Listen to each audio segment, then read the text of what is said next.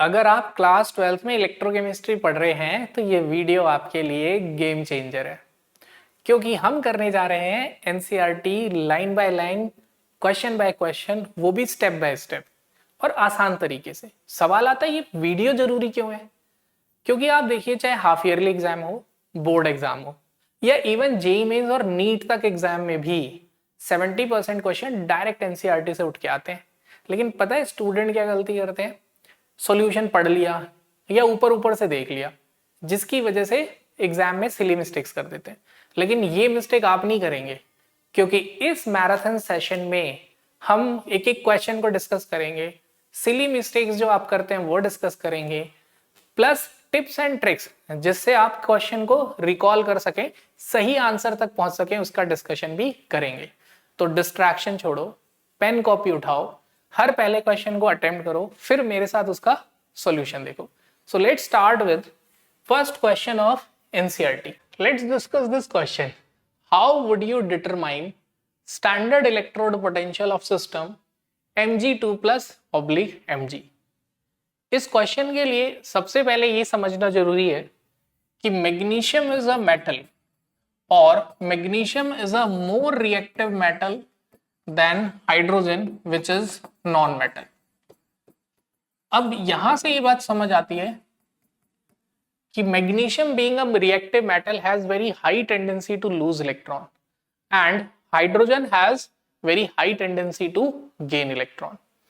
इससे ये समझ आया कि हाफ सेल का जब भी स्टैंडर्ड इलेक्ट्रोड पोटेंशियल गेन करते हैं या कैलकुलेट करते हैं, तो यहां पर ये चीज समझनी है कि अगर स्टैंडर्ड इलेक्ट्रोड पोटेंशियल पूछा है तो स्टैंडर्ड इलेक्ट्रोड पोटेंशियल और स्टैंडर्ड रिडक्शन पोटेंशियल सेम, और हाफ सेल का कभी भी ईएमएफ नहीं निकाल सकते। तो उसे कैसे कैलकुलेट करेंगे? Bye connecting it with standard hydrogen electrode. तो क्या होगा?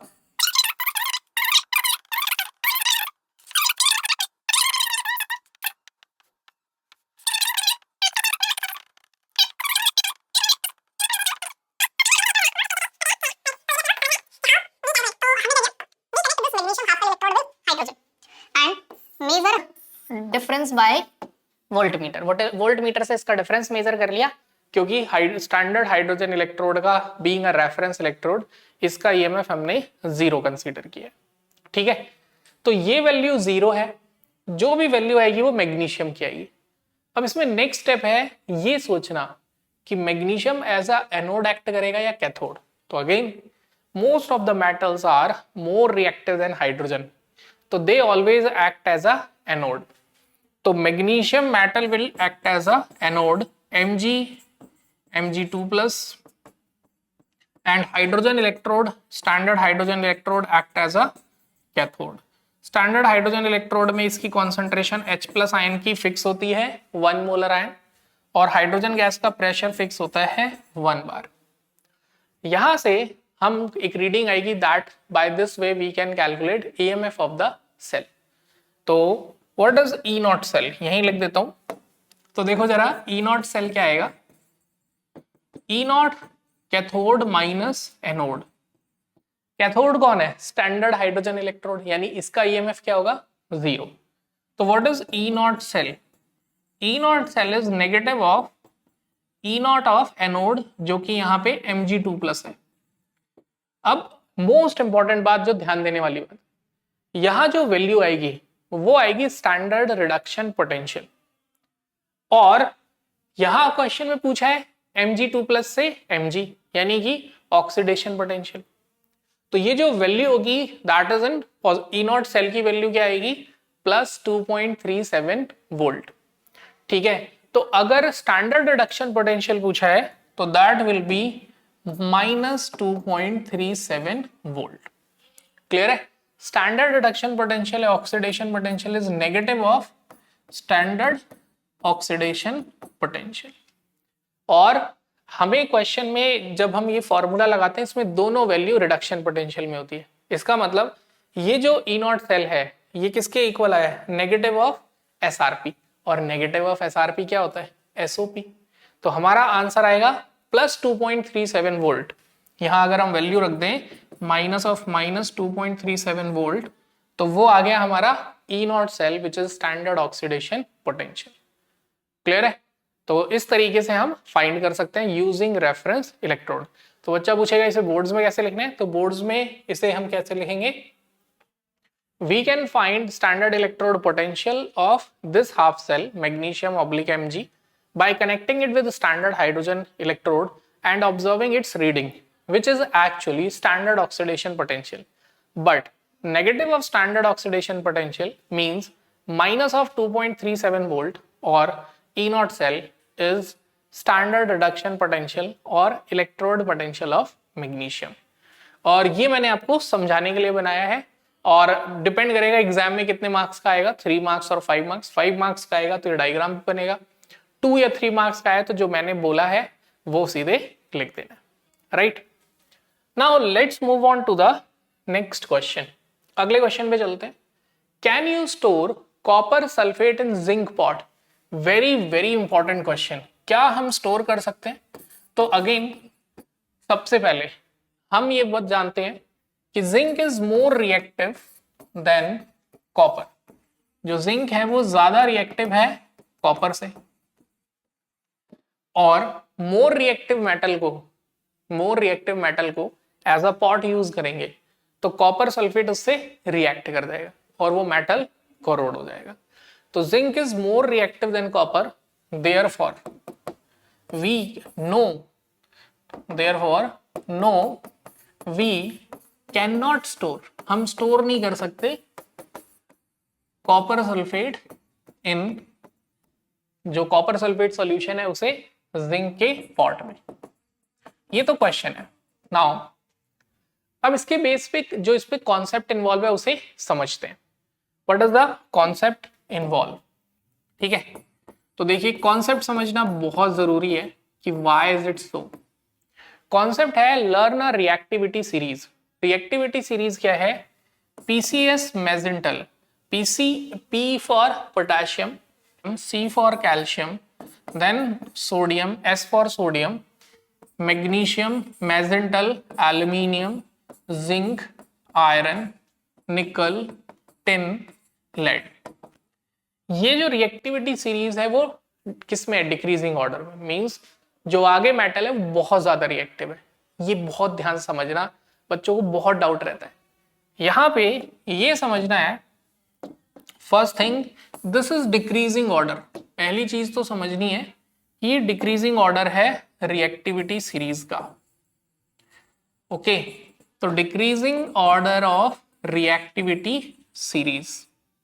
नाउ आफ्टर दैट, उसके बाद हम क्या बोलेंगे कि जो मोर रिएक्टिव मेटल है means it has more tendency to lose electron. तो मैं यहां पे पीएससी मैजेंटल पूरी रिएक्टिविटी सीरीज लिख देता हूं।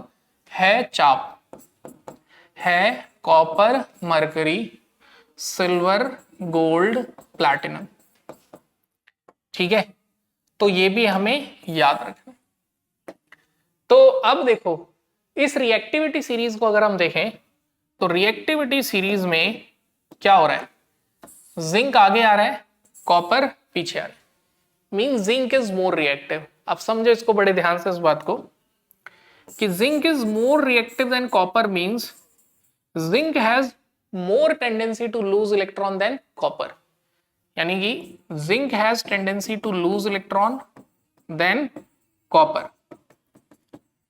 व्हाट वी कैन से, हम क्या कह सकते हैं यहां पे? हम ये कह सकते हैं, इसका रिवर्स भी कह सकते हैं। क्या? कि Zn2 plus cation has less tendency to gain electron than copper 2 plus cation। और अगर, वैसे मैं ये चीज पॉइंट आपको कहूंगा, नॉर्मली अगर हमारे पास कोई ईएमएफ सीरीज कुछ नहीं है, सिर्फ और जिंक और कॉपर कंपेयर करना है, तो हम ये बोलेंगे कि zinc has tendency to lose electron and copper has tendency to gain electron. What does it mean? इसका क्या मतलब हुआ? इसका मतलब हुआ कि जो जिंक है वो कॉपर सल्फेट सॉल्यूशन से रिएक्ट कर जाएगा। ठीक है, क्या करेगा? रिएक्ट कर जाएगा। वाई? क्यों? क्योंकि इस रिएक्शन में हो क्या रहा है? जिंक इलेक्ट्रॉन लूज कर रहा है, जिंक क्या कर रहा है, इलेक्ट्रॉन लूज, एंड कॉपर क्या कर रहा है, इलेक्ट्रॉन गेन। तो दोनों वही काम कर रहे हैं जो उनके नेचर को सूट कर रहे हैं। Means zinc is losing electron, copper is gaining electron. तो या इसीलिए बोलते हैं कि this reaction is possible.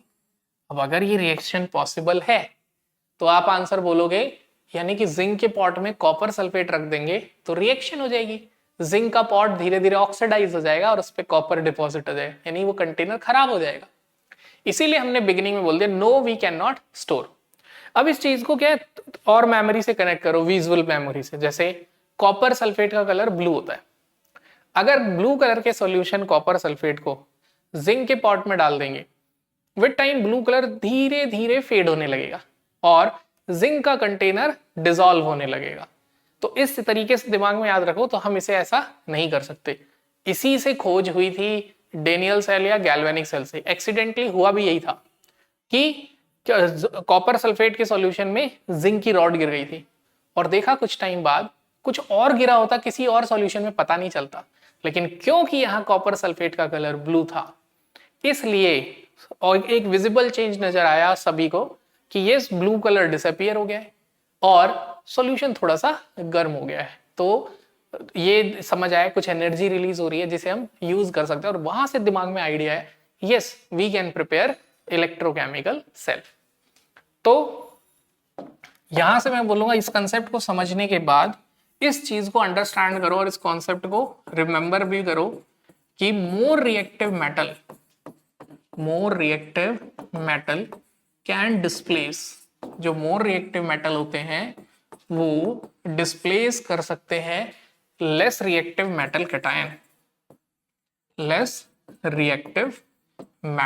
Cation, यानी कि ये जो रिएक्शन थी zinc plus copper sulphate, this displacement reaction is possible, but reverse copper plus zinc sulphate gives you copper sulphate plus zinc is not possible, क्योंकि कॉपर लेस रिएक्टिव है, ये more reactive cation को displace नहीं कर सकता।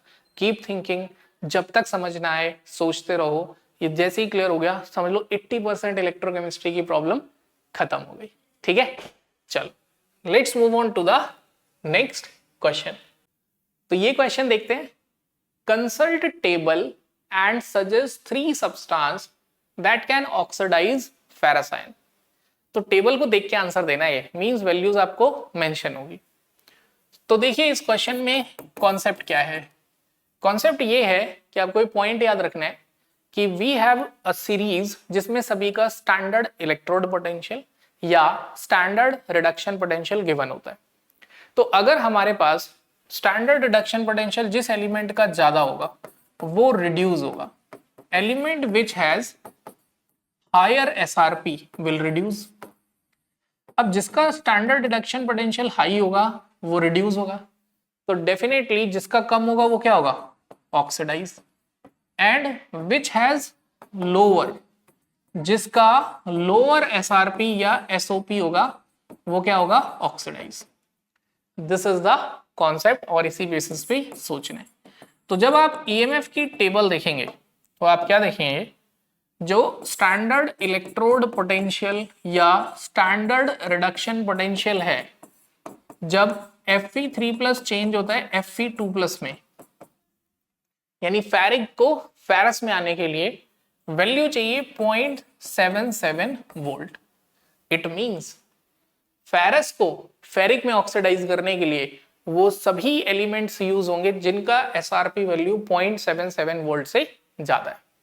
अब ये कैसे पता चलेगा 0.77 वोल्ट से ज्यादा है, तो इसको जो मैंने आपको रिएक्टिविटी सीरीज लिखवाई है उसी से ही आपको आइडिया लग जाएगा कि जैसे मैंने बोला कि PCS मैजेंटल है चाप, तो यहां पे अगर आप देखें तो हाइड्रोजन की वैल्यू होती है 0। अब हाइड्रोजन के इस तरफ जितने भी मेटल हैं सबका स्टैंडर्ड रिडक्शन पोटेंशियल नेगेटिव होता है। हाइड्रोजन के बाद जो मेटल है जैसे कॉपर, इनका स्टैंडर्ड रिडक्शन पोटेंशियल पॉजिटिव होता है, बट कॉपर का होता है 0.34 वोल्ट। मींस कॉपर भी फेरस आयन को ऑक्सीडाइज नहीं कर सकता। तो अब कॉपर के बाद क्या था, मरकरी। मरकरी का वैल्यू प्रॉब्लम क्या, लिक्विड है, फिर उसके बाद आता है सिल्वर गोल्ड प्लैटिनम। यस, हम सिल्वर गोल्ड प्लैटिनम को यूज कर सकते हैं, रिएक्ट सीरीज देखें, to oxidise ferrous ion into ferric ion. But ऐसा नहीं लग रहा है, ये बहुत महंगा तरीका है। ठीक है, तो कुछ सस्ता तरीका देखेंगे। तो हम देखेंगे जो नॉन मेटल्स होते हैं लाइक क्लोरीन, ब्रोमीन, ये भी ऑक्सीडाइजिंग एजेंट होते हैं और इनकी वैल्यू जो है 0.77 से ज्यादा होती है। प्रैक्टिकली फ्लोरीन यूज होता है, क्लोरीन, ब्रोमीन, इनको यूज किया जा सकता है क्योंकि इनके स्टैंडर्ड रिडक्शन पोटेंशियल की वैल्यू 1 वोल्ट या 2 वोल्ट तक जाती है। तो you can use them also. इसी बिहाफ पे सोचना है कि दो एलिमेंट, लेकिन दोनों के एसआरपी होंगे तभी कंपेयर कर पाएंगे। कभी ऐसे कंपैरिजन नहीं हो सकता कि एक का एसआरपी और एक का एसओपी। ओके, ठीक है, चलते हैं नेक्स्ट पार्ट पे, नेक्स्ट क्वेश्चन। तो ये क्वेश्चन कह रहा है calculate potential of hydrogen electrode in contact with solution whose pH is 10। तो देखो, जो ऐसे क्वेश्चंस होंगे मैं उनमें पहले सीधे फॉर्मूले से सॉल्व कर दूंगा, फिर जो बच्चे इंटरेस्टेड होंगे कंसेप्ट में उसके बाद हम कंसेप्ट डिस्कशन कर लेंगे। बट अगर आप चाहते हो नहीं सर पहले कंसेप्ट फिर सॉल्यूशन, तो वो कमेंट कर देना, मैं आने वाले चैप्टर्स में उसे ऐसे कवर कर लूंगा। ठीक है, तो देखिए ये क्वेश्चन जो है सबसे पहले जो हम करते हैं वही करना है। सबसे पहले गिवन वैल्यूज लिखो। तो गिवन एक ही चीज है, पीएच इज 10 और गिवन है हाइड्रोजन इलेक्ट्रोड। जब भी हाइड्रोजन इलेक्ट्रोड गिवन है तो आपको H+ आयन कंसीडर करना है और वो बनाएगा हाफ ऑफ हाइड्रोजन गैस। और क्वेश्चन में अगर कोई डेटा मेंशन नहीं होता तो स्टैंडर्ड मान लेते हैं, जैसे प्रेशर ऑफ हाइड्रोजन हम कंसीडर कर लेंगे 1 बार और टेम्परेचर कंसीडर कर लेंगे 298 kelvin. Next step is to write formula. Formula is E cell is minus 0.0591 pH। ठीक है, अब आप pH की सीधे वैल्यू रख दो और क्वेश्चन हो गया। Minus 0.0591 multiply by 10, it gives you minus 0.591 volt. ठीक है, न्यूमेरिकल डन, 2 स्टेप का। अब कंसेप्ट समझते हैं इसमें कि ये फॉर्मूला कैसे आया। तो लेट्स डिस्कस कॉन्सेप्ट। कॉन्सेप्ट क्या है, वैसे अगर मैं बोलूं तो इलेक्ट्रोकेमिस्ट्री में कंसेप्ट है नर्स्ट इक्वेशन को ढंग से समझना और अप्लाई करना। तो मैं नर्स्ट इक्वेशन लिखता हूं इस हाफ सेल के लिए। तो E cell equal to E naught cell, half cell है तो समझ जाना है, या फिर आप सिंपली ये भी कर सकते हैं कि सेल लिखो ही मत। ठीक है, क्योंकि जनरली सेल कंप्लीट के लिए होता है। Totally on your understanding. आप चाहो तो ऐसे भी लिख सकते हो H+ comma half of hydrogen, या फिर ऐसे E equal to E naught minus 0.0591 by n log QC. E is EMF of half cell or at any concentration. E naught is standard EMF or EMF of cell at 1 molar concentration. N is number of electrons gained in half cell अगर reduction है तो, या number of electron lost in oxidation half cell और number of electrons transferred in a complete cell reaction. और जो EMF cell की reaction होती है वो रेडॉक्स होती है। Okay, QC is reaction coefficient. ये क्या होता है, प्रोडक्ट की कॉन्सेंट्रेशन डिवाइडेड बाय रिएक्टेंट की कॉन्सेंट्रेशन। और 11th के इक्विलिब्रियम चैप्टर की तरह ही होगा कि आयंस, एक्वस आयंस और एक्वस सॉल्यूशन और गैसेस को छोड़ के प्योर सॉलिड, प्योर लिक्विड, उसकी कॉन्सेंट्रेशन को 1 एज्यूम कर लेंगे। ठीक है, तो लिखते हैं value E equal to E naught standard hydrogen electrode, या हाइड्रोजन का EMF हम 0 मानते हैं। तो ये कभी क्वेश्चन में मेंशन नहीं होगा। जैसे क्वेश्चन पढ़ोगे तो हाइड्रोजन इलेक्ट्रोड लिखा है, E नॉट मेंशन नहीं है, तो ये खुद से अपने आप को समझ के अप्लाई करना है कि 0 होगा। 0.0591 n is the number of electron gain in this reaction which is 1. फिर log concentration of, अगर गैस है तो प्रेशर लिखना है, तो प्रेशर ऑफ हाइड्रोजन जो कोफिशिएंट है उसको लिख दो पावर में 1/2 divide by concentration of H+। Coefficient 1 है तो ऐसा ही रहेगा। अब आपको पता है अगर कुछ मेंशन नहीं होता तो क्या मान लेते हैं 1 बार, तो स्क्वायर रूट ऑफ 1 या 1 का पावर 1/2 इज 1। तो ये इक्वेशन क्या हो जाएगी बताओ।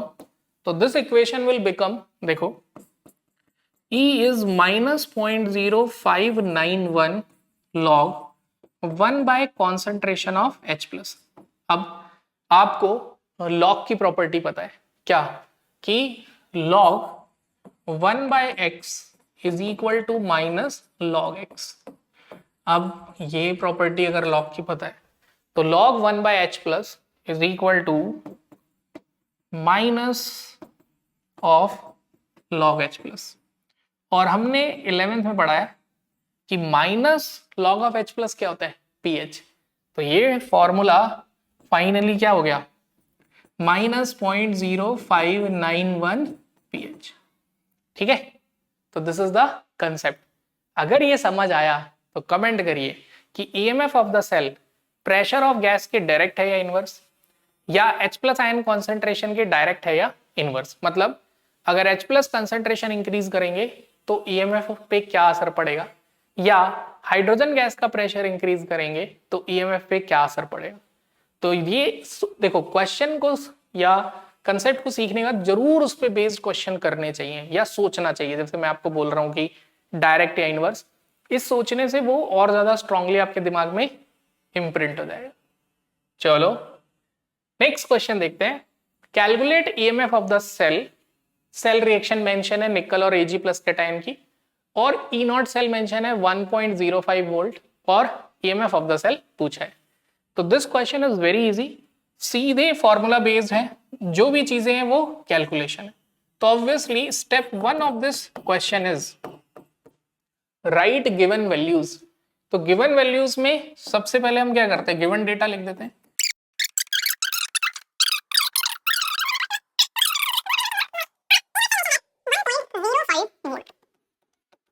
ठीक है, now what we have to find, E cell.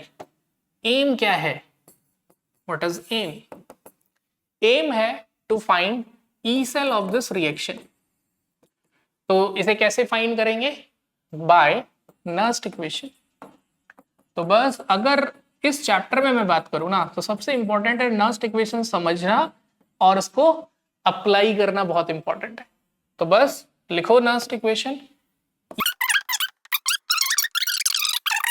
जो मैं बात बोल रहा हूँ तो समझोगे, कभी गलती नहीं करोगे। Log QC। QC क्या होता है, रिएक्शन कोशेंट, यानी ऊपर प्रोडक्ट की कंसंट्रेशन, नीचे रिएक्टेंट की।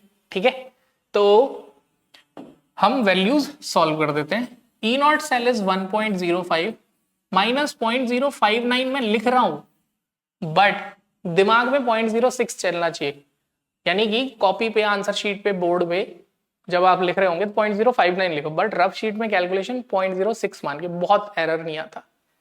N is number of electron transfer. देखो निकल 0 से +2 में गया, जब न्यूट्रल होता है तो ऑक्सीडेशन स्टेट 0 होती है, +2 में गया मतलब 2 इलेक्ट्रॉन लूज कर रहा है। Ag प्लस +1 से 0 में गया, मींस 1 इलेक्ट्रॉन गेन कर रहा है, बट 2 सिल्वर कैटायन है तो इट विल गेन 2 इलेक्ट्रॉन। तो ट्रांसफर 2 का हो रहा है, कैसे, निकल 2 इलेक्ट्रॉन जो दे रहा है, उसी 2 इलेक्ट्रॉन को सिल्वर कैटायन के 2 एटम गेन कर रहे हैं। In this way net transfer of electron is 2। एक तो ये तरीका है सीखने का। दूसरा तरीका तब ट्रू है, ध्यान से सुनना, जो मैं तरीका बता रहा हूं वो तब ट्रू है जब रिएक्शन में एक न्यूट्रल है और एक कैटायन, नहीं तो नहीं। अगर 2 चार्ज होंगे तो दिक्कत हो जाएगी। तो क्या तरीका है, डायरेक्ट एलसीएम देख लो, इधर चार्ज है +1, इधर है +2, तो 2 इज द एलसीएम, तो n इज 2 हो गया। तो n का वैल्यू लिख दिया हमने 2 लॉग, ऊपर क्या लिखेंगे, कॉन्सेंट्रेशन ऑफ निकल आयन, नीचे क्या लिखेंगे, concentration of silver ion.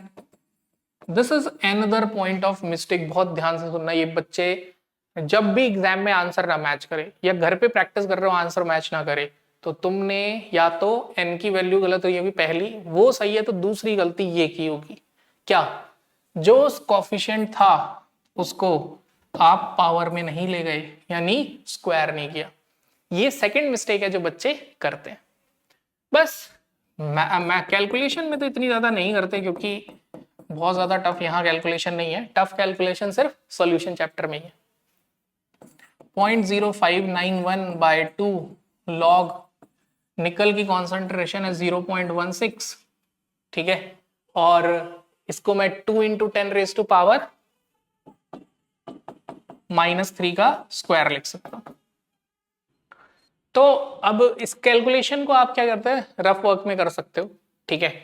Late से ये वाली साइड मेरी रफ साइड है, तो इसको मैं सॉल्व कर देता हूं।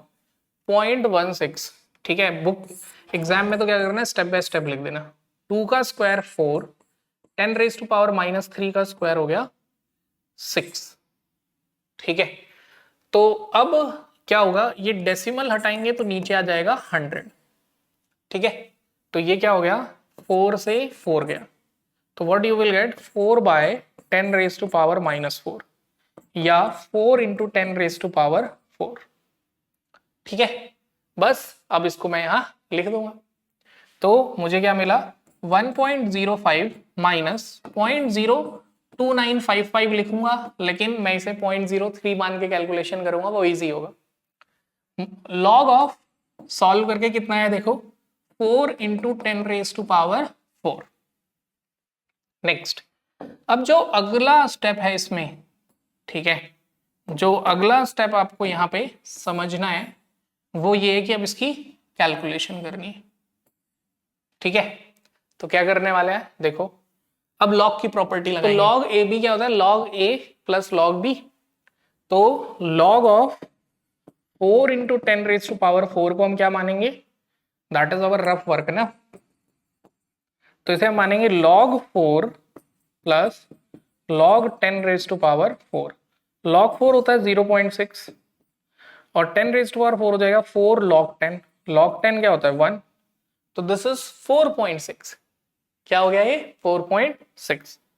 तो सॉल्व करते हैं, देखो ई सेल इज 1.05 माइनस 0.02955, लेकिन मन में 0.03 चलेगा, मल्टीप्लाई बाय ये जो सॉल्व करके आया है 4.6, ठीक है। अब 4.6 को 0.03 से मल्टीप्लाई करना, 0.2955 से टाइम लग जाए, बाकी अगर एग्जाम में टाइम है तो वो भी कर सकते हो। तो 0.03 से आपने जैसे ही मल्टीप्लाई किया तो 1.05 माइनस 3 6 18, 3 4 12, 13, 138। ऐसे भी कर सकते हो, इसे 50 मान लो, 50 को 3 से मल्टीप्लाई करेंगे, 50 को 3 से मल्टीप्लाई करेंगे, इजी है 150 सोचना, 4 कम है तो 12 घटा दो 3 बार, है ना। 50 में से ऐसे भी कर सकते हो कि 46 50 से 4 कम है, तो जब 50 को 3 से मल्टीप्लाई किया 4 को भी, तो 12 घटाना इजी हो गया, 150 में से 138, ऐसे भी कर सकते हो। और डेसिमल लगा देना है हमें 3 के बाद, 0.138। अब सॉल्व कर लेते हैं, तो 10 में से 8 गए 2, फिर 4 में से 3 गया 1, 9 में से अब अच्छा ये तो 10 ही रहेगा, 10 में से 1 गया 9, 0.912 volt. This is our answer. Now let's move on to the next part. So let's discuss this question. The cell in which following reaction occurs, question में रिएक्शन गिवन है और standard EMF E0 cell given है इस reaction का eight 298 kelvin, और question में हमें क्या कैलकुलेट करना है, स्टैंडर्ड गिव्स free energy change and equilibrium constant. तो देखिए as usual step 1 of the question is to write all given data, जो चीजें गिवन है वो लिखिए। तो हमें सबसे पहले सेल रिएक्शन गिवन है,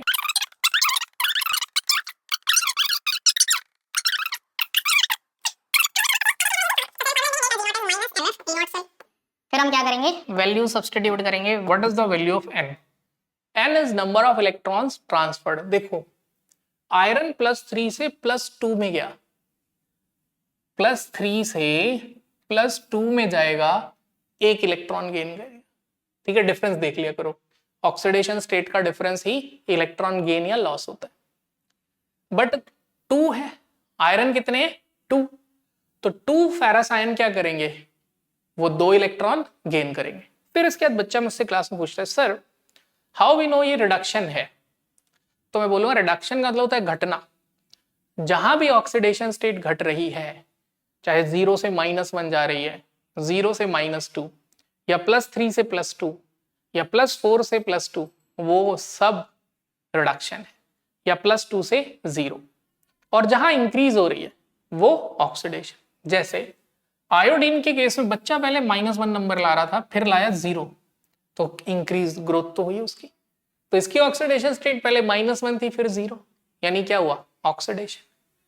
तो अब हमने क्या किया, समझ लिया, -1 से 0 में जाएगा, डिफरेंस 1 का है तो 1 इलेक्ट्रॉन लूज करेगा। बट यहां भी आयन कितने, 2, तो कितने इलेक्ट्रॉन लूज करेगा, 2। तो I minus ion is losing 2 electron.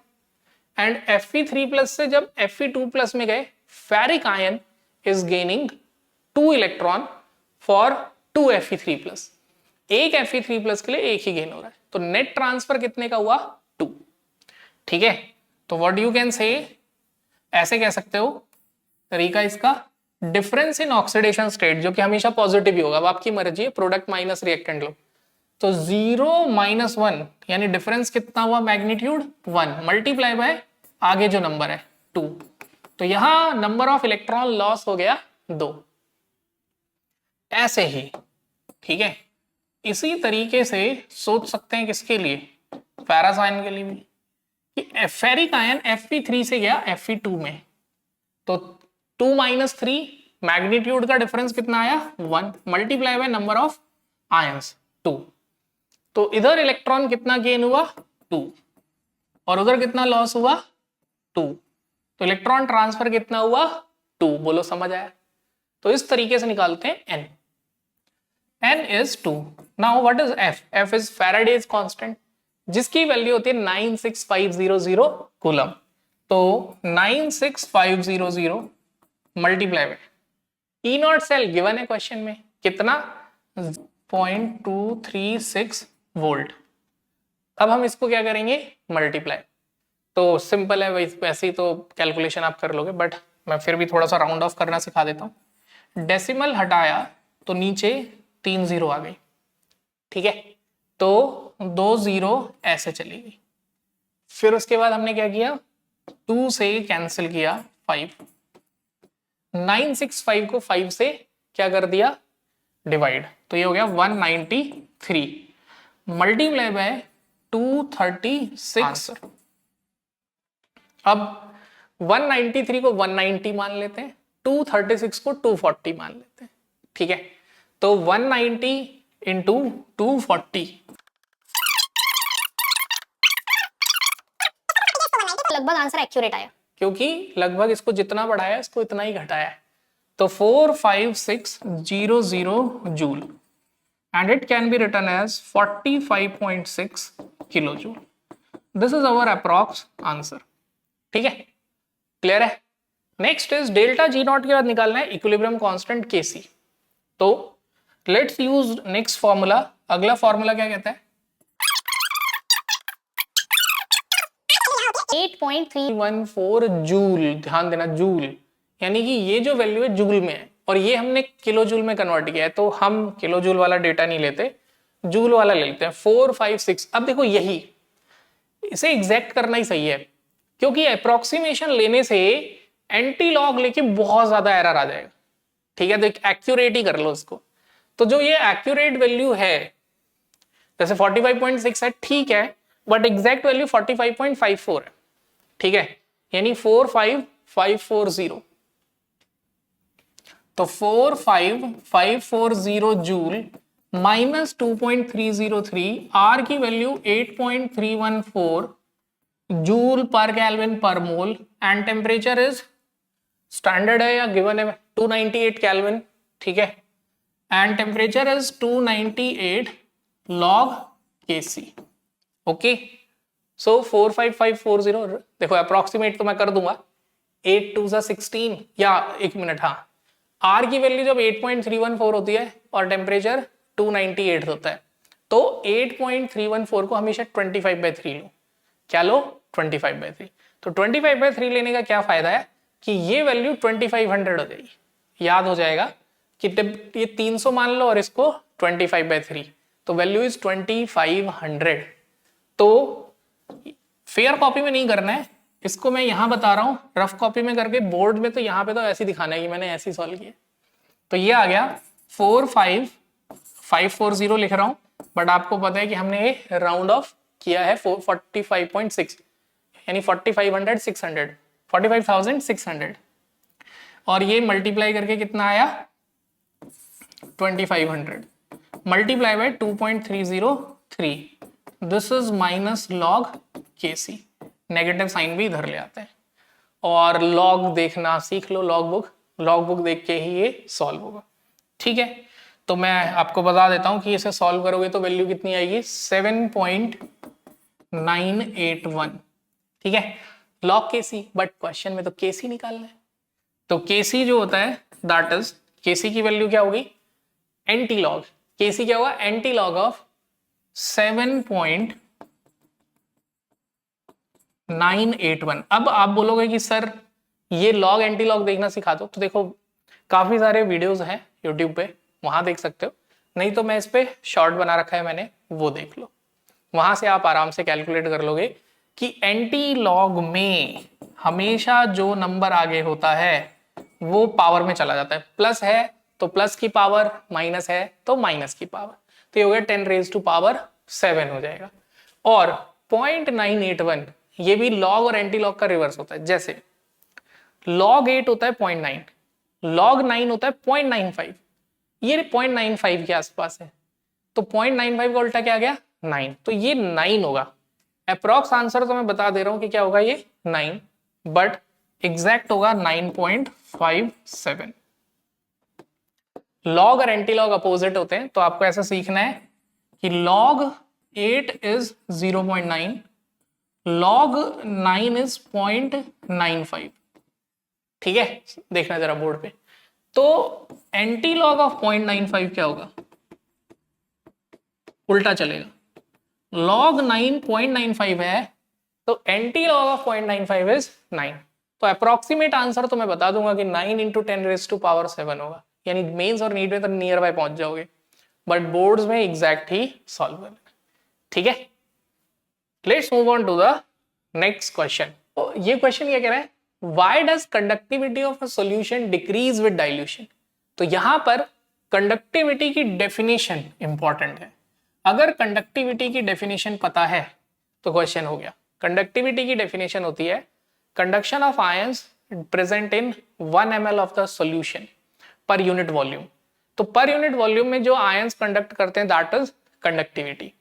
तो व्हाट वी कैन से कि डाइल्यूशन का मतलब क्या होता है, डाइल्यूशन का मतलब हुआ on dilution volume of solution increase. जब भी डाइल्यूशन होता है तो सॉल्यूशन का वॉल्यूम क्या हो जाता है, इंक्रीज हो जाता है।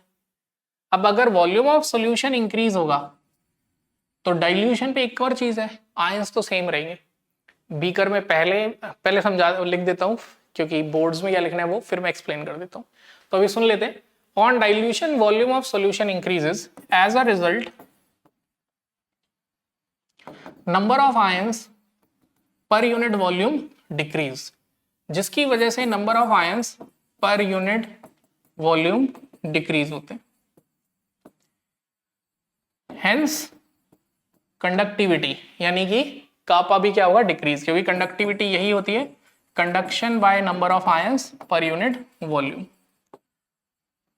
ठीक है, अब जो सिली मिस्टेक करते हैं बच्चे वो क्या करते हैं, थ्योरी में याद रखते हैं कि मोलर कंडक्टिविटी इंक्रीज होती है डाइल्यूशन पे, तो वही वाला कॉन्सेप्ट यहां लगा देते, बट अपोजिट है। Molar conductivity is conduction of ions, ठीक है, 1 molar solution, but conductivity is conduction of ions present in per unit volume. This is the major difference. ठीक है, तो यहां से हमें समझ आ गया कि क्या हुआ।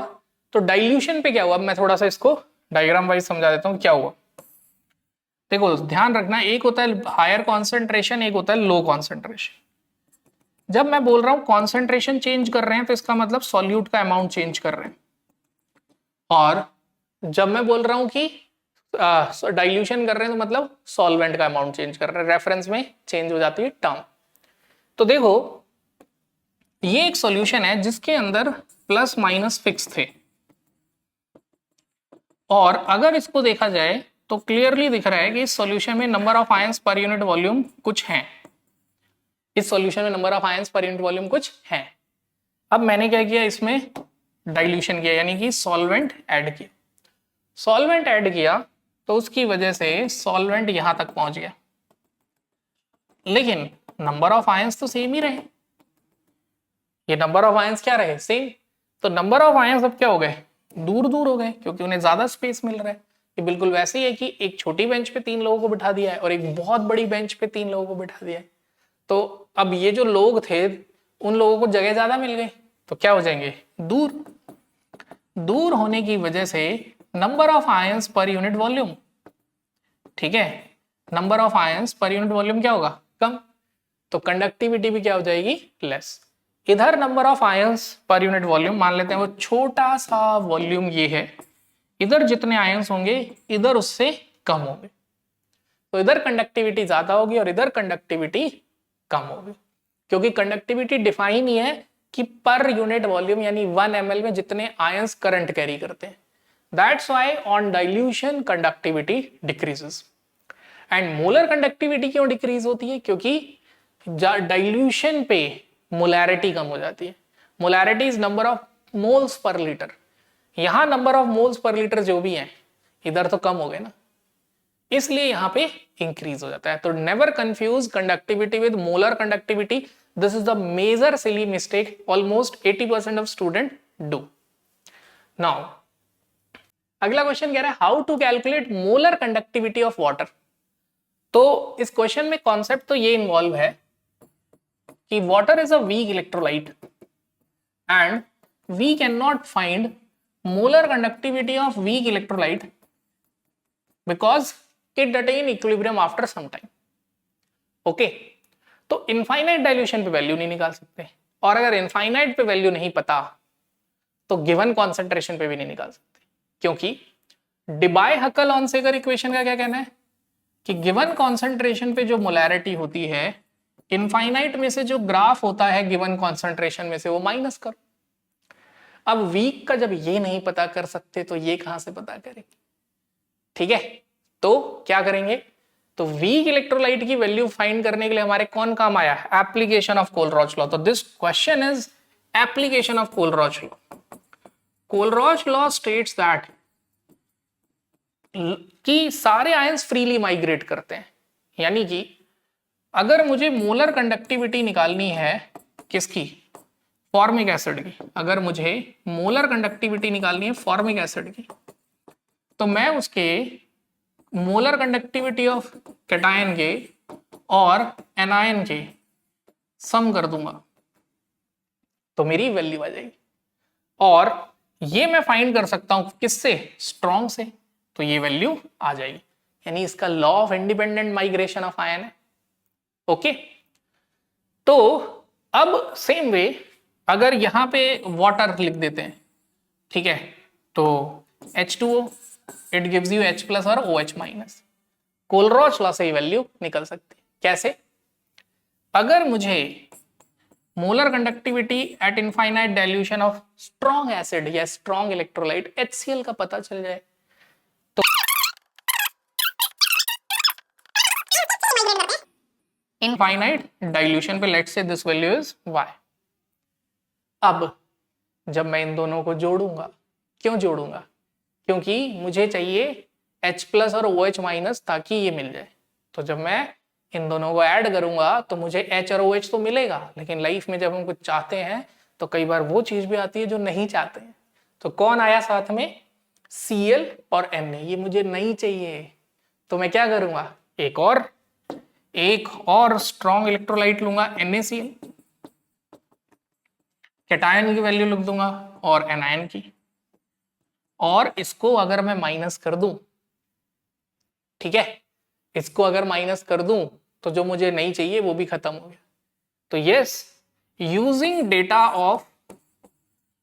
Molar conductivity at infinite dilution, data of HCl, NaOH and NaCl, we can calculate, हम कैलकुलेट कर सकते हैं, ठीक है, we can calculate molar conductivity at infinite dilution of water.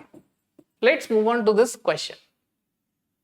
Molar conductivity of 0.025 molar methanoic acid is 46 Siemens centimeter square per mole. Calculate degree of dissociation और dissociation constant, जिसे equilibrium constant भी कहते हैं, निकालना है. अगर आपको वैल्यू गिवन है molar conductivity at infinite dilution, जिसे बोलते हैं lambda naught. Lambda naught H plus mention है और HCO माइनस. ठीक है, लेट्स सॉल्व दिस क्वेश्चन. तो सबसे पहले लिखते हैं इस क्वेश्चन में गिवन क्या है. इस क्वेश्चन में गिवन है मोलर कंडक्टिविटी ऑफ 0.025 मोलर, ये मोल पर लीटर लिखा है, मैं मोलर लिख देता हूं. मोलर मिथेनोइक एसिड यानी formic acid is 46 siemens centimetre square पर मोल. तो मैं आपसे क्या बोलूंगा कि बच्चों ये मोलर कंडक्टिविटी मिथेनोइक एसिड की गिवन है इस कंसंट्रेशन पे, तो ये molar conductivity at given concentration हो गई, which is denoted by lambda mc. Now अब हमें कैलकुलेट करना है what is our M. Step 2 is to know about M, तो डिग्री ऑफ डिसोसिएशन. और जब आपके मन में एम, आप अपनी मंजिल तक कब पहुंचेंगे, जब मंजिल साफ दिखाई दे रही होगी. मतलब डिग्री ऑफ डिसोसिएशन का फॉर्मूला दिमाग में साफ आ रहा होगा. वो फॉर्मूला क्या है, lambda cm by lambda naught m. फिर क्वेश्चन में पूछा है कैलकुलेट डिसोसिएशन कांस्टेंट और इक्विलिब्रियम कांस्टेंट यानी Kc. Kc मंजिल तक पहुंचने के लिए फॉर्मूला पता होना चाहिए C alpha square by 1 minus alpha. मुझे लैम्डा cm पता है लेकिन मुझे लैम्डा नॉट m नहीं पता. बट क्वेश्चन की अप्रोच समझ आ गई है कि अब मुझे लैम्डा नॉट m निकालना है. तो ये है एप्लीकेशन ऑफ कोलरॉच लॉ. मैं बोलूंगा ये क्वेश्चन किसका है, कोलरॉच लॉ. ठीक है, ये न्यूमेरिकल जनरली जेई नीट या मेंस के मॉक टेस्ट में आता है. बच्चा कहता है ये न्यूमेरिकल है एनसीईआरटी में. मैं जब बोलता हूँ एनसीईआरटी का क्वेश्चन है, कहता सर कुछ भी. तो देखो ये एनसीईआरटी का क्वेश्चन है और ये फॉर्मूला भी यूज हो रहा है. तो कोलरॉच लॉ क्या कहता है, कोलरॉच लॉ कहता है कि आप किसी भी सब्सटेंस का इनफाइनाइट डाइल्यूशन पे, स्पेशली वीक, स्ट्रॉन्ग का तो एक्सपेरिमेंटली निकल जाता है. अगर आप वीक इलेक्ट्रोलाइट का मोलर कंडक्टिविटी इनफाइनाइट डाइल्यूशन पे निकालना चाहते हैं तो उसके एनायन और कैटायन की वैल्यू लिख दो इनफाइनाइट डाइल्यूशन पे. इसे मोलर कंडक्टिविटी भी कहते हैं. मैं चाहता हूं आप मुझे कमेंट करके बताओ why molar conductivity at infinite dilution is called as limiting molar conductivity. अब आपने यहाँ पे वैल्यू रख दी, तो फॉर्मिक एसिड का हमने वैल्यू निकाल लिया. फॉर्मेट आयन की वैल्यू है 54.6 और H प्लस की वैल्यू है 349.6. इसको ऐड करेंगे, ऐड तो डायरेक्ट इजी है, तो ऐड करके 404.2 सीमेंस सेंटीमीटर स्क्वायर पर मोल. अब जब लैम्डा नॉट आ गया, अब ये वैल्यू नोन हो गई और ये वैल्यू गिवन थी, तो डिग्री ऑफ डिसोसिएशन कैलकुलेट कर लेंगे अब. तो व्हाट इज अल्फा, इसको सीधे मान लो 446 को डिवाइड कर दो. 4 1 जा 4, 4 1 जा 4, 4 5 जा 20, 115 आएगा. मैं कहूंगा उसे 115 को थोड़ा सा छोटा करो. ठीक है, तो 115 हो जाएगा 114. तो मैंने डिग्री ऑफ डिसोसिएशन मान लिया अप्रॉक्स 114. क्यों, क्योंकि मैंने 404 को 400 माना था. तो जो आंसर आएगा उसे कम करना पड़ेगा एज पर मैथमेटिक्स. ये डिनोमिनेटर बड़ा था, छोटा किया है, तो आंसर मेरा क्या आया है, ज्यादा, उसे कम करना पड़ेगा. ओके, अल्फा आ गया. अब क्या निकालेंगे, डिसोसिएशन कांस्टेंट और इक्विलिब्रियम कांस्टेंट. तो लेट्स फाइंड Kc.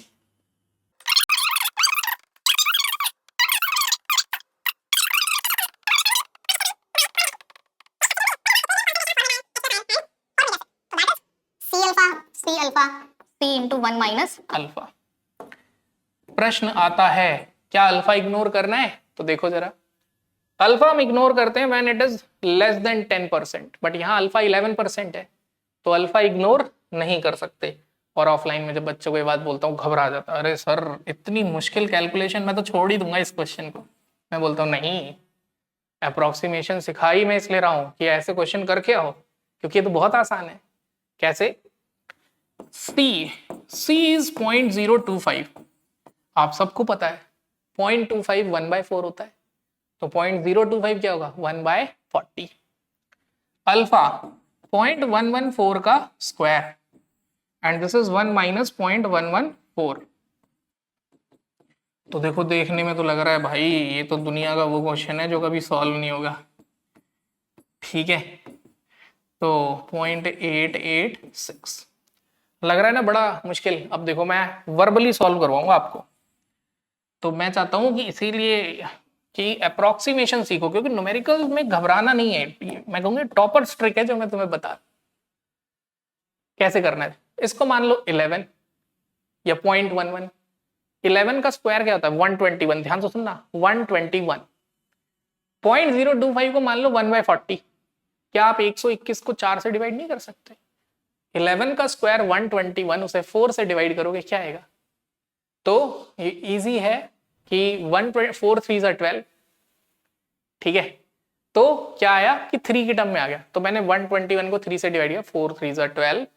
फिर मैंने कहा कि ठीक है ये 0.11 था, तो मैं इसे मैं तो 3 की टेबल में मानूंगा, क्योंकि मैंने 0.114 को छोटा किया, तो मैं 0.33 मान लिया।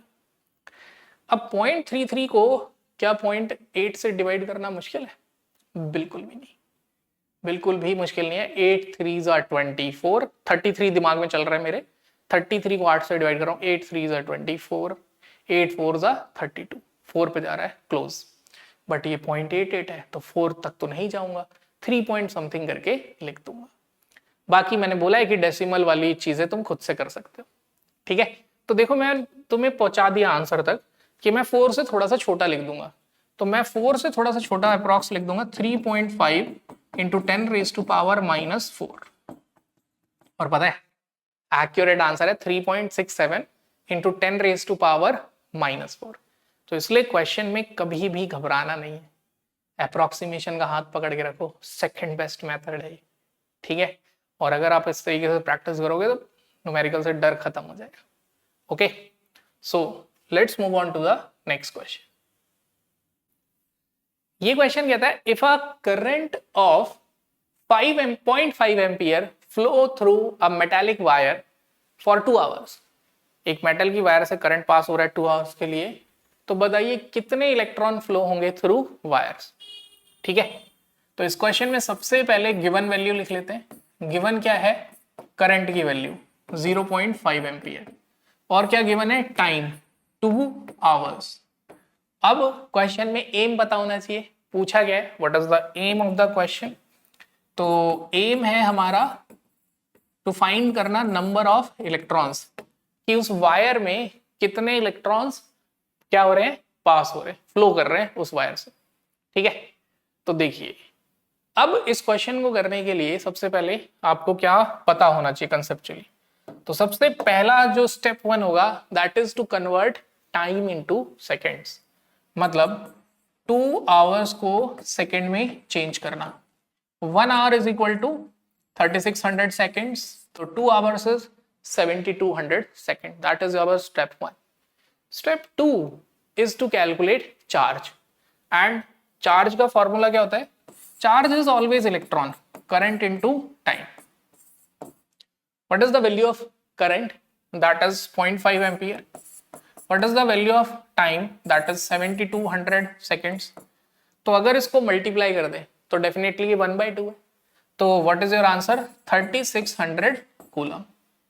अब आपको ये पता लगाना है कितने इलेक्ट्रॉन्स पास होंगे अगर इतना चार्ज पास हो।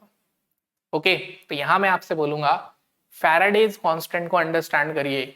1 electron has charge 1.6 into 10⁻⁻19 coulomb, but 1 mole means Avogadro's number of electron has charge 1.6 into 10⁻⁻19 coulomb multiplied by Avogadro's number, which gives us 96500 coulomb.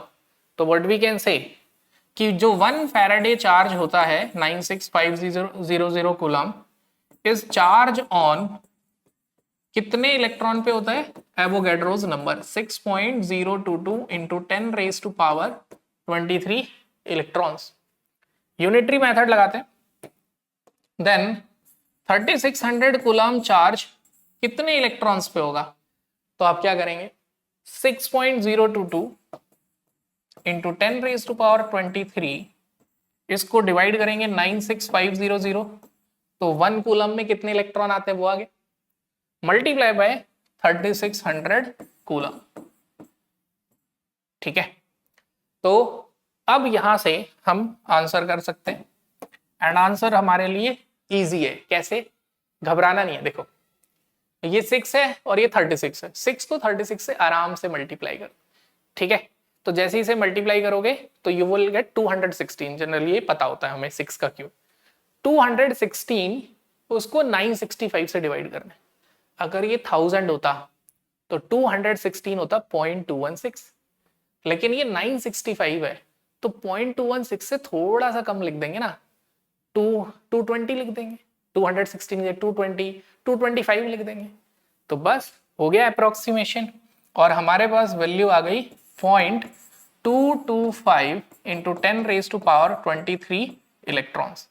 तो देखो प्योरली अप्रोक्सीमेशन से किया। 6 इंटू 36 216।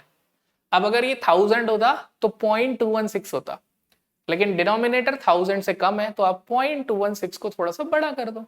ठीक है, तो इसको मैंने 0.225 कर दिया। It can be written as 2.23 या 25 इंटू 10 रेज टू पावर 20। ठीक है, चलते हैं अगले क्वेश्चन पे।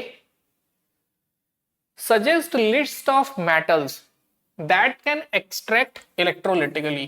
देखो मैं आंसर तो इसका 2 मिनट में लिख दूंगा। जैसे पीसीएस मैजेंटल, तो जनरली जो पोटेशियम है, कैल्शियम है, सोडियम है, मैग्नीशियम है, ठीक है, एल्यूमिनियम, इन सभी मोस्ट ऑफ दीज एलिमेंट्स को कैसे करते हैं? इलेक्ट्रोलिसिस से, यानी इलेक्ट्रोलिटिकली एक्सट्रैक्ट करते हैं।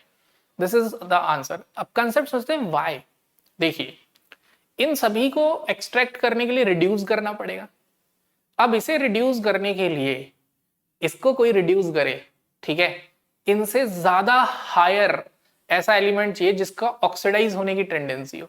समझना ध्यान से, इन्हें कोई रिड्यूस करे, लेट्स से पोटेशियम को कोई रिड्यूस करे, तो उसे रिड्यूस करने के लिए कोई ऐसा मेटल चाहिए जिसकी पोटेशियम से ज्यादा इलेक्ट्रॉन लूज करने की टेंडेंसी हो।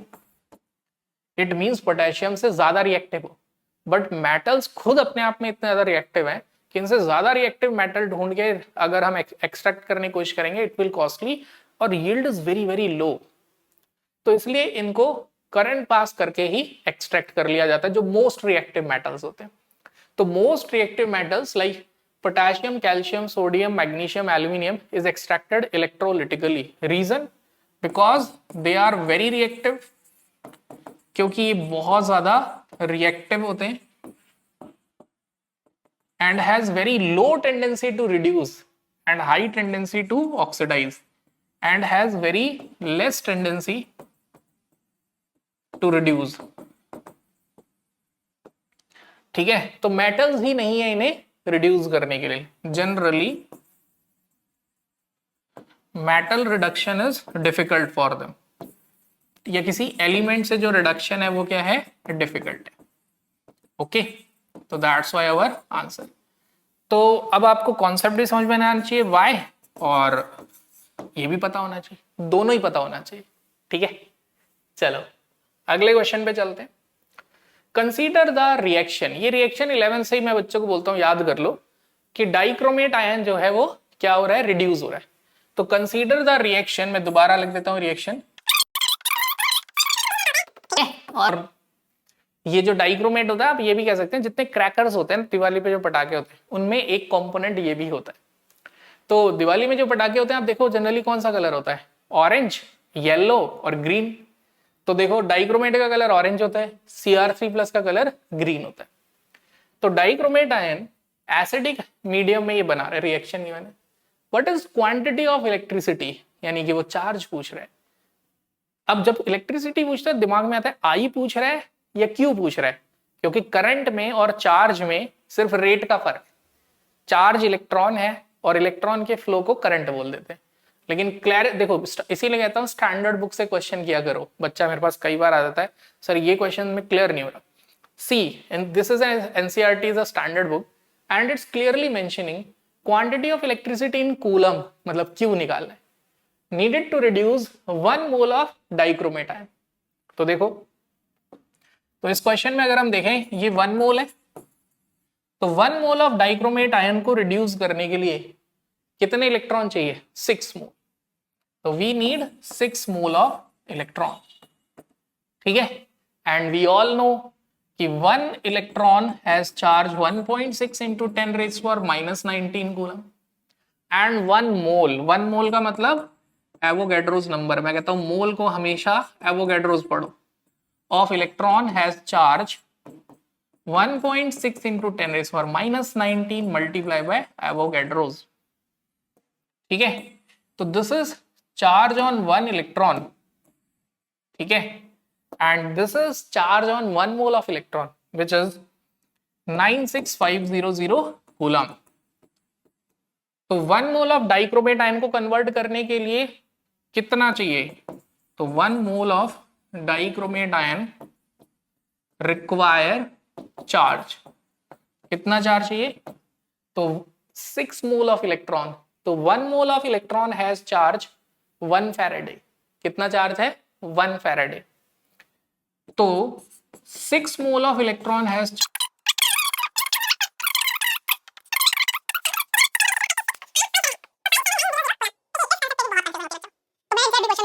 जो कॉन्सेप्ट कंफ्यूज करे बोलो कि सर 15 मिनट का एक डिटेल और क्वेश्चन करवाओ उस पे कमेंट कर दो, तो मैं उसके एक अलग से क्वेश्चन प्रैक्टिस करवा दूंगा, ठीक है। बट इसको बहुत ढंग से समझना है। देखो हम रट लेते हैं, रटना नहीं है, अंडरस्टैंड करो क्यों इसे 6 मोल बोला है, ठीक है।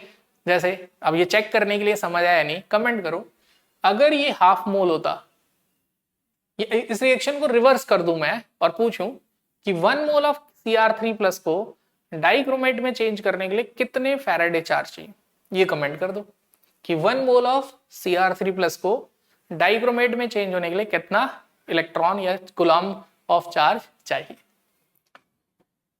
Next question, write chemistry of recharging of lead storage battery. मतलब जो हमारा इन्वर्टर होता है, हमारा इन्वर्टर तो थोड़ा सस्ता वाला होता है, निकल कॉपर कैडमियम भी जिसमें होता है थोड़ा महंगा हो जाता है। तो निकल कैडमियम बैटरी चलो मान लेते हैं, जनरली मार्केट में इन्वर्टर में है। तो ये लेड स्टोरेज बैटरी भी इन्वर्टर की जैसी है। तो आपको बताना है chemistry of recharging of lead storage battery, highlighting all materials that are involve during recharging, ठीक है। रिचार्जिंग में जो यूज होते हैं, देखो मैं आपको ये समझाता हूं। पहले मैं आपको डिस्चार्ज समझा देता हूं, इससे क्या है रिचार्ज इजीली समझ आ जाएगा, ठीक है। तो डिस्चार्ज में अगर मैं बताऊं तो जो लेड होता है वो लेड ऑक्सीडाइज हो जाता है PbSO4 में। किसमें ऑक्सीडाइज हो जाएगा? PbSO4। अब लेड की ऑक्सीडेशन स्टेट 0 होती है, PbSO4 में +2 यानी ऑक्सीडाइज हुआ, यानी एनोड, ठीक है। नेक्स्ट है कैथोड। कैथोड में जो एलिमेंट होता है वो लेड ऑक्साइड होता है, ठीक है, लेड डाइऑक्साइड कह सकते हो, PbO2। यहां इसकी ऑक्सीडेशन स्टेट +4 है, कैथोड पे रिडक्शन होता है, तो ये +4 से जाएगा +2 में PbSO4, ठीक है, क्लियर है। तो this is anode and cathode reaction कि लेड से PbSO4 बन गया। और बाकी आप बैलेंस इसे कर सकते हैं, रिएक्शन की बैलेंसिंग आपने रेडॉक्स में सीखी है, नहीं तो यहाँ पे भी सीख सकते हो कि PbSO4 है यानी कि इधर H2SO4 आएगा ही आएगा। अब अगर इधर H2SO4 आएगा तो इधर क्या आएगा? H+ आयन आएंगे। इस तरीके से आप सीख सकते हो, ठीक है। अब जब ये रिचार्ज होता है तो रिचार्ज में बड़ी इंटरेस्टिंग बात है, एनोड भी लेड सल्फेट है, कैथोड भी लेड सल्फेट है, ठीक है। तो ड्यूरिंग रिचार्ज एनोड पे क्या रिएक्शन होगी कि जो PbSO4 है वो चेंज हो जाएगा लेड में, और जो कैथोड है तो इसीलिए एनसीईआरटी में एक ही रिएक्शन मेंशन है, उसमें PbSO4 चेंज हो जाएगा किसमें, PbO2 में। ठीक है, अब जब आप चार्ज कर रहे हो तो अब ये सेल हो गया इलेक्ट्रोलिटिक सेल। ठीक है, यानी कि बाहर से बैटरी सिंबल डिसाइड करेगी, तो अब ये हो जाएगा कैथोड और ये हो जाएगा एनोड। ठीक है, यानी कैथोड एनोड दोनों लेड सल्फेट है, एक रिड्यूस हुआ लेड में और एक रिड्यूस हुआ ऑक्सीडाइज हुआ लेड डाइऑक्साइड में। ओके, तो व्हाट यू कैन से कि चलो ठीक है, ओवरऑल रिएक्शन लिख लो।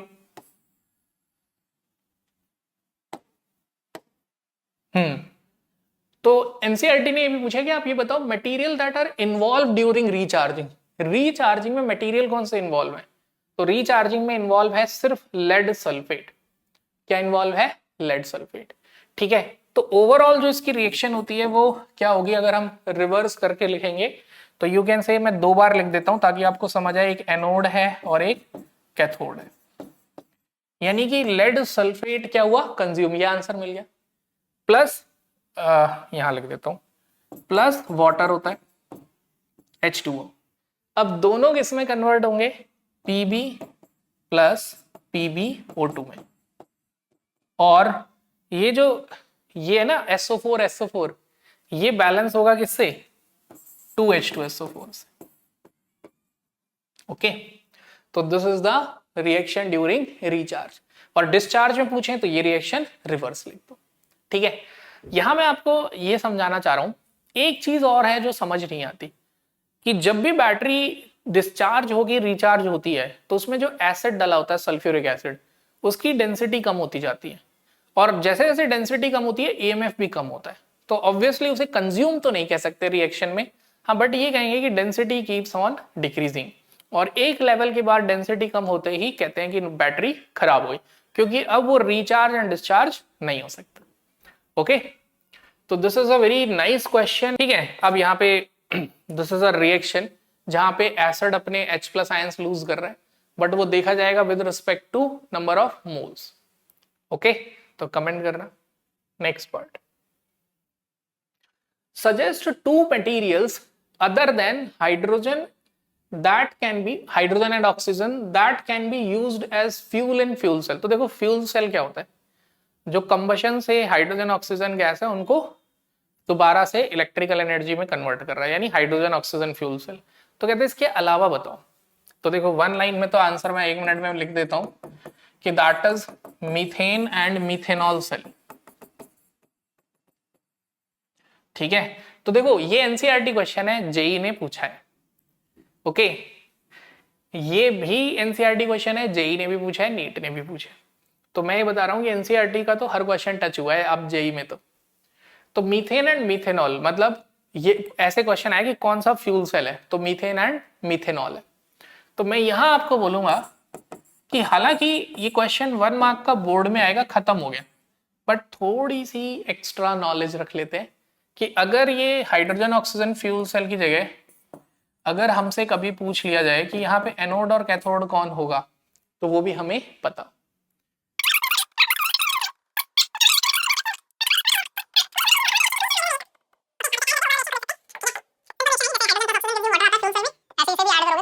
CH4 plus water gives you methanol. Okay, so this is the overall reaction. Now next question, explain how rusting of iron is envisaged as setting up of an electrochemical cell। very important part। तो question में पूछा है कि आप बताओ कि लोहे में जंग लगना यानी रस्टिंग ऑफ आयरन कैसे एक इलेक्ट्रोकेमिकल सेल भी है। जैसे तुमने कई बार मैजिक भी देखा होगा, लोग ऐसे ही करंट छोटे मोटे बल्ब जला देते हैं आयरन के 2 कोने पे लगा के, तो उसका रीजन क्या है सुनो। तो इस क्वेश्चन में समझना क्या है कि क्या होता है, आयरन के पास डिफरेंट कॉन्सेंट्रेशन की वजह से एक स्पॉट पे अलग पोटेंशियल डेवलप होता है। फिर मॉइस्चर यानी वाटर, और ऐसा माना जाता है कि जो H+ आयन है वो कार्बोनिक एसिड एनवायरनमेंट में होता है, वहां से आया, वो रिड्यूस होता है। तो दैट्स वाई यहाँ पे 2 स्पॉट क्रिएट हो जाते हैं। तो ड्यूरिंग रस्टिंग ऑफ आयरन, तो मैं बोलूंगा एनसीईआरटी की लाइन भी आप देख लेना तो एनसीईआरटी की लाइन में यहाँ पे देखो आप, तो जैसे एनसीईआरटी की लाइन या तो यहाँ स्क्रॉल कर रही होगी या कुछ एक मैंने यहाँ कट लगाया, तो आप देखोगे कि मैंने प्रॉपर एनसीईआरटी ये बात बोल रही है कि आयरन में एक स्पॉट होता है जहां पे ऑक्सीडेशन हो रहा होता है, एक स्पॉट होता है जहां पे मॉइस्चर और H+ आयन की वजह से उसका रिडक्शन हो रहा होता है। एंड इट इज बिलीव्ड, और इसे बिलीव किया जाता है कि ये H+ आयन कहां से आ रहा है, मॉइस्चर में कार्बोनिक एसिड से, ठीक है। और वो जो स्पॉट रिडक्शन होता है वहां पे ऑक्सीजन गैस, ठीक है, ऑक्सीजन गैस उस एसिडिक मीडियम में रिड्यूस होती है और क्या बनाती है, वाटर। ओके, तो electro rusting of iron is an अच्छा, मैं आपको प्रॉपर ऐसे लिख के दिखाता हूं कि क्या लिखना है। आप ऐसे लिखोगे, yes, rusting of iron is an electrochemical phenomena और प्रोसेस। पता है ये भी जेई ने, नीट ने, सबने पूछ लिया। Which of the following statement true में, तो yes, rusting of iron is an electrochemical, oxygen is reduced, oxygen gas reduce होती है in presence of acidic medium. किसकी प्रेजेंस में, एसिडिक मीडियम में, in presence of acidic medium. और मानते हैं कि ये जो H+ आता है वो कहां से आता है, फ्रॉम कार्बोनिक एसिड एनवायरमेंट। इसको बैलेंस भी कर लेते हैं, याद भी होगा। ठीक है। इसका ईएमएफ होता है 1.23 वोल्ट। सुनते ही काफी बच्चों को याद आ जाता है, अच्छा ठीक है सर, हाँ याद आया। ओके, अब कुछ स्पॉट ऐसा होता है जहां पे धीरे धीरे आयरन क्या होने लग जाता है, ऑक्सीडाइज होने लग जाता है। तो जो आयरन सॉलिड है वो -0.44 वोल्ट। अब आप इन दोनों को ऐड कर दीजिए and you will get complete reaction for rusting of iron. तो रस्टिंग ऑफ आयरन में जनरल फॉर्मूला ऑफ रस्ट भी पूछा जाता है, विच इज Fe2O3.XH2। ओके, ठीक है। तो यहां पर हमने ये डिस्कशन भी कर लिया है और ये क्लियर भी हो गया। बाकी मैं बोलूंगा ये एनसीईआरटी से ये पैराग्राफ जरूर पढ़ना है ये वाला। यहाँ पे इंटेक्स का डिस्कशन खत्म होता है और नेक्स्ट लेक्चर में अब हम कवर करेंगे पूरा डिस्कशन हमारा इलेक्ट्रोकेमिस्ट्री टेक्स्ट एक्सरसाइज का। तो मैं आपको यही बोलूंगा कि जब मैं कंसेप्ट डिस्कस करता हूँ समझने की कोशिश करना। The biggest flaw every student who think कि ही इज अ मीडियोकर और below average is that he do not try to understand concept. वो कॉन्सेप्ट को और लर्निंग पार्ट को सेग्रीगेट नहीं कर पाते। वो ये नहीं समझ पाते क्या लर्न करना है और क्या समझना है। समझने वाली चीजों को लर्न कर लेते हैं और लर्न करने वाली चीजों को समझ लेते हैं। तो जहां मैंने बोला है कंसेप्ट, वो समझना है। मतलब कंसेप्ट क्या होता है कि वो चीज लर्न करने के बाद या समझने के बाद अब वैसा कुछ भी आएगा आप अप्लाई कर लोगे, ठीक है। I know this is a very fundamental pain of almost every student कि हमें यही नहीं पता चलता सर क्या समझना है, ठीक है। तो जहां कंसेप्ट लिखे या मैंने जहां जहां बोला ये समझो, वो समझना है। नहीं समझ आए कमेंट करो, मैं वहीं एक्सप्लेन करूंगा कमेंट सेक्शन में। या लगेगा कि नहीं कोई ऐसी चीज है विच रिक्वायर अ वीडियो, तो वो भी बना दो। Till then keep practising. Thank you.